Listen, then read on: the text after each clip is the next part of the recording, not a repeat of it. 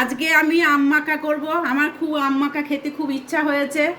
হ্যাঁ, এত গরম পড়েছে না, আম মাখা খেলে খুবই ভালো।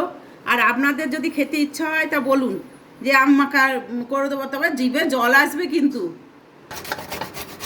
আমগুনাকে আমি ঘষে নিচ্ছি, এইটা দিয়ে এরকমভাবে ঘষে নিচ্ছি।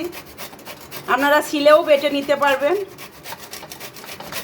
দেখুন কি সুন্দর করে ঘষছি, দেখুন এই যে ঘষাটা এরকমভাবে খেতেও ভালো লাগবে।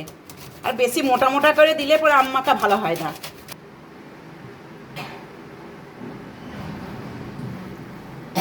মাটা কোড়া হয়ে গিয়েছে,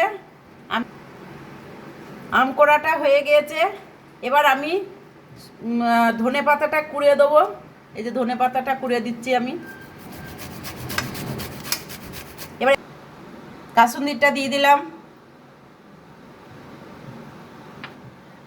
চিনিটা দিয়ে দিলাম।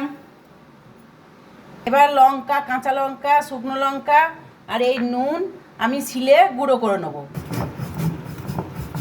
এই নুন লঙ্কাটা গুঁড়ো করে নিলাম। দেখুন কাঁচা লঙ্কা দিয়ে, শুকনো লঙ্কা দিয়ে, আহা হা, জিভে জল আসবে। নুন লঙ্কা মাখিয়ে দিচ্ছি আমি। এবার ভালো করে মাখিয়ে নেব।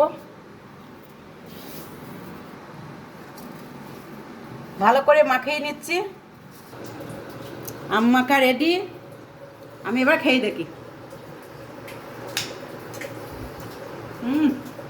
দারুণ দারুণ হয়েছে। আপনারাও খেয়ে দেখবেন।